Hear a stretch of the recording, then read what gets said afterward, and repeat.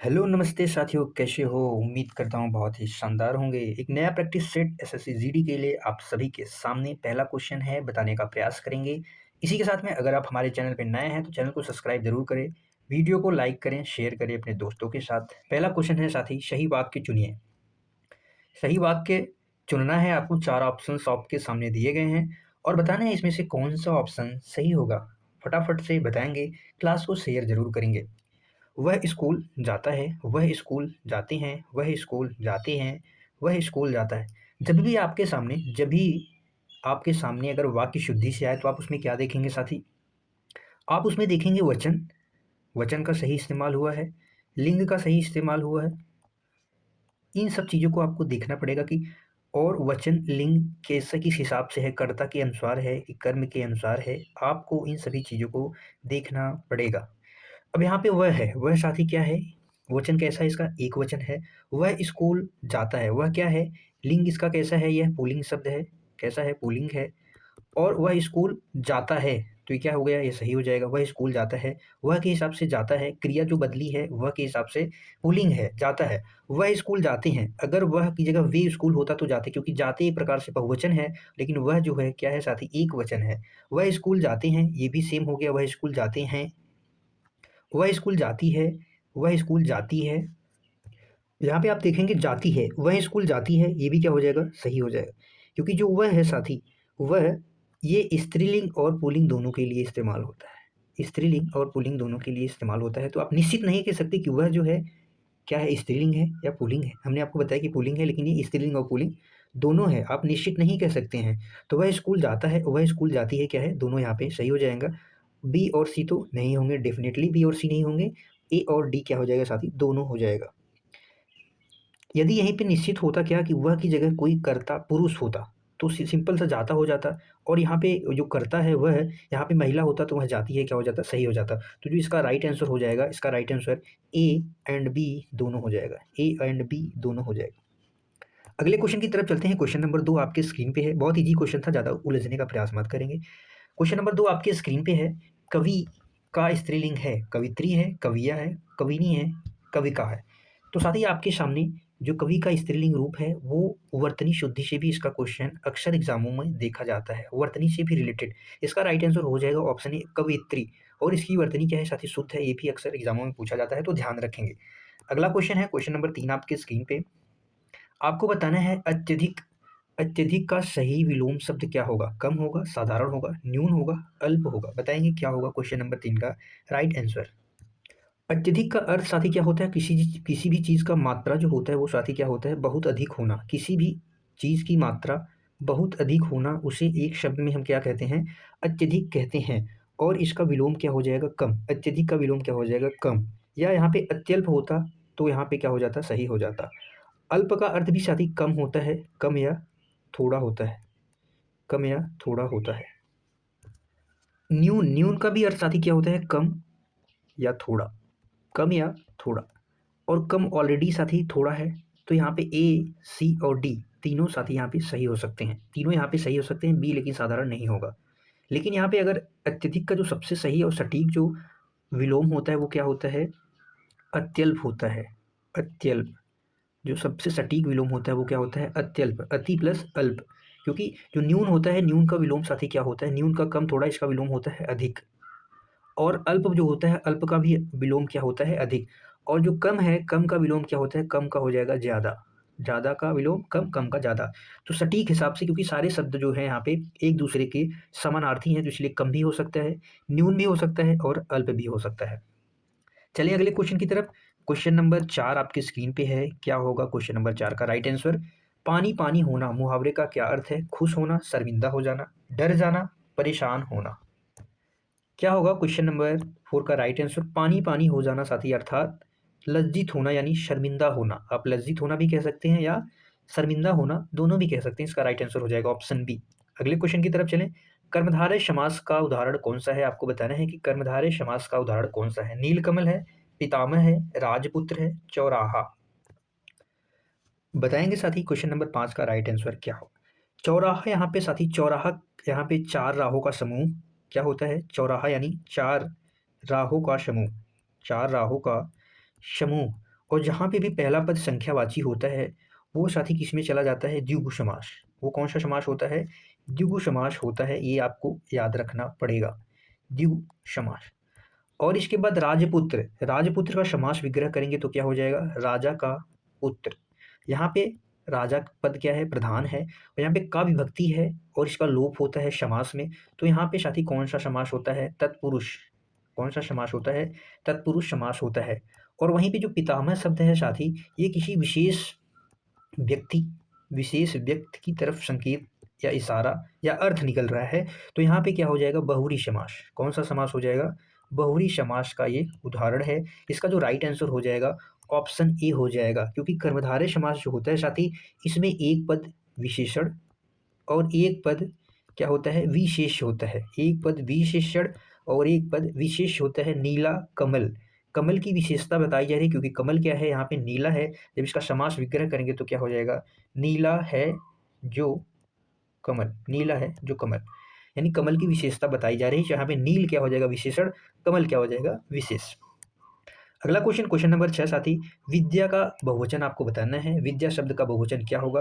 विद्याएं, विद्याएं, विद्याएं, विद्या। विद्या खुद ही होगा, बताएंगे फटाक से। साथी विद्या एक स्त्रीलिंग शब्द है। कैसा शब्द है? एक स्त्रीलिंग शब्द है। इसका बहुवचन रूप बनाने के लिए जब लास्ट में, अंतिम में, अंत में आ स्वर आए, कहीं पे भी आ स्वर आ जाए तो उसके स्थान पे क्या हो जाता है? ए हो जाता है। ए वो भी चंद्र बिंदु वाला हो जाता है। तो इसका जो राइट आंसर होगा वो क्या हो जाएगा? ऑप्शन बी, विद्याएं। इसका बहुवचन क्या हो जाएगा? विद्याएं हो जाएगा, न कि ये ऑप्शन ए, न कि ऑप्शन सी। तो इसका राइट आंसर ऑप्शन सी हो जाएगा, याद रखेंगे। अगले क्वेश्चन की तरफ चलते हैं। क्वेश्चन नंबर 7 आपकी स्क्रीन पे है। बताएंगे साथी क्या होगा, कुछ राइट आंसर क्या होगा? निम्न में से तत्सम शब्द कौन सा है? आग है, आंख है, अग्नि है, आंसू है। बताएंगे क्वेश्चन नंबर 7 का राइट आंसर क्या हो जाएगा? तत्सम शब्दों की पहचान के लिए साथी आपको क्या, किस चीज़ की आवश्यकता है? कुछ शब्द जो संयुक्त व्यंजन होती हैं, छ, त्र, ज्ञ और श्र, ये जो संयुक्त व्यंजन होते हैं, जिस शब्द में ये वर्ण प्रयुक्त होंगे, निहित होंगे, अधिकांशतः वे शब्द तत्सम होते हैं। 100% वे क्या होते हैं? तत्सम होते हैं। अगर आग का आपको तत्सम बताना हो तो क्या बताएंगे? आग का साथी क्या हो जाएगा? अग्नि। अग्नि, अग्नि क्या हो जाएगा? इसका तत्सम हो जाएगा। आँख, आँख शब्द है, आँख का अक्षी होता है, आँख का अक्षी। अग्नि का साथी क्या हो जाएगा? आग का अग्नि। तो हमने बताया कि अग्नि इसका राइट आंसर हो जाएगा ऑप्शन सी, क्योंकि अग्नि ही तत्सम शब्द है और इसका जो तद्भव रूप बनेगा वो क्या बनेगा? आग। तद्भव रूप क्या बनेगा? आग। और जो आंसू है साथी, इसका जब हम तद्भवता बनाएंगे तो क्या हो जाएगा? अश्रु। क्या हो जाएगा? अश्रु।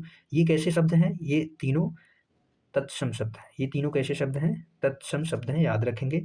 और जो छ, त्र, ज्ञ, श्र वाले अधिकांशतः शब्द क्या होते हैं? तत्सम होते हैं 100%। ठीक है साथी, याद रखेंगे साथी, ठीक है, याद रखें। अगले क्वेश्चन की तरफ चलते हैं। क्वेश्चन नंबर 8 आपके स्क्रीन पे है। बताएंगे क्या होगा इसका राइट आंसर? अनुकरण, अनुकरण शब्द में प्रयुक्त उपसर्ग है। कौन सा उपसर्ग अनुकरण में प्रयुक्त है? अनु है, करण है, अन है, कृत है। तो जब हम इसका क्या करेंगे? संधि करेंगे तो क्या होगा? अनु प्लस करण, अनु प्लस करण। राइट आंसर क्या हो जाएगा? ऑप्शन ए हो जाएगा। क्या ऑप्शन ए किसी ने दिया है? क्या ऑप्शन ए किसी ने सोचा है? अगर आपने ऑप्शन ए चूज किया है तो डेफिनेटली आप सही हैं, आपका राइट आंसर होगा ऑप्शन ए। अगला क्वेश्चन, क्वेश्चन नंबर 9, पुस्तकालय शब्द में साथी कौन सा समास है? पुस्तकालय शब्द में कौन सा समास है? द्वंद्व समास, तत्पुरुष समास, कर्मधारय समास, बहुव्रीहि समास। द्वंद्व समास दोनों पद प्रधान, दोनों पद प्रधान।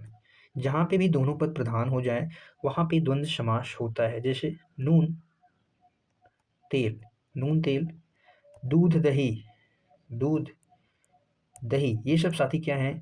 द्वंद्व समास के उदाहरण है। अगर पुस्तकालय शब्द का हम समास विग्रह करेंगे तो क्या होगा? पुस्तक के लिए, पुस्तक के लिए आलय, पुस्तक के लिए घर, यानी पुस्तक के लिए क्या है साथी? कारक चिन्ह है, जो किसमें प्रयुक्त होता है? तत्पुरुष समास में प्रयुक्त होता है। इसका राइट आंसर ऑप्शन बी हो जाएगा। और कर्मधारय समास में विशेषण और विशेष की बात होती है, तो यहाँ पे विशेषण विशेष नहीं है। और बहुव्रीहि समास में तीसरा अन्य पद प्रधान होता है, तो वहाँ पे भी अन्य पद प्रधान नहीं है। तो इसका राइट आंसर ऑप्शन बी हो जाएगा। अगला क्वेश्चन, क्वेश्चन नंबर 10 आपके स्क्रीन पर है। सुगंध, सुगंध का विलोम क्या होगा? दुर्गंध, असुगंध, निर्गंध, गंधहीन। सुगंध साथी क्या होता है पता है? जो अच्छी महक हो, अच्छी महक को कहते हैं, जो अच्छी महक हो, अच्छी महक। और इसका विलोम क्या हो जाएगा? ऑप्शन ए दुर्गंध, यानी बुरी गंध, यानी जो बदबू जिस एक प्रकार से कह सकते हैं। तो इसका राइट आंसर क्या हो जाएगा? Option A. अगला क्वेश्चन बताएंगे, क्वेश्चन नंबर 11 आपके स्क्रीन पर है। निम्न में से शुद्ध वर्तनी वाला शब्द कौन सा है? शुद्ध वर्तनी वाला शब्द, स्वीकृति, स्वीकृति, स्वीकृति, स्वीकृति। बताएंगे क्या होगा क्वेश्चन नंबर 11 का राइट आंसर? इसका राइट आंसर हो जाएगा साथी ऑप्शन ए। देख लेंगे, स्वी वह पे बड़ी ई की मात्रा रहेगी, उसके बाद कृति रहेगी, न कि कृति रहेगी। कृति होता है स्वीकृति, यानी अनुमति। इसका अर्थ क्या होता है? अनुमति लेना, यानी किसी की स्वीकृति लेना। अगला क्वेश्चन, क्वेश्चन नंबर 12 आपके स्क्रीन पे है। अध्यापक शब्द में प्रत्यय है, अध्य है, पक है, क है, अध्यापक है। बताएंगे साथी क्या होगा क्वेश्चन नंबर 12 का राइट आंसर? जब हम इसका समास संधि करेंगे तो क्या होगा? अधि धन आपक, अधि धन आपक। यहाँ पे ऑप्शन में साथी अधि क्या है? उपसर्ग हो जाएगा, और यहाँ पे अधि क्या है? उपसर्ग है। आपक यहाँ पे क्या है? प्रत्यय है। आप ऐसा कहेंगे तो आपक प्रत्यय नहीं है, क्योंकि आपक में साथी आप में क प्रत्यय जुड़ा है, आप में क प्रत्यय है। तो इसका राइट आंसर हो जाएगा ऑप्शन सी, अधि प्लस आप प्लस क, अधि प्लस आप प्लस क, और यहाँ पे क प्रत्यय हो जाएगा। ऑप्शन सी करेक्ट हो जाएगा। अगले क्वेश्चन की तरफ चलते हैं। इसमें साथी उपसर्ग और प्रत्यय दोनों निहित थे। जो सब जगह विद्यमान हो उसे सर्वज्ञ कहते हैं, सर्वव्यापी कहते हैं, सर्वशक्तिमान कहते हैं, सर्वहितकारी कहते हैं। उसे क्या कहते हैं? जो सब जगह विद्यमान हो। बताएंगे साथी फटाफट से।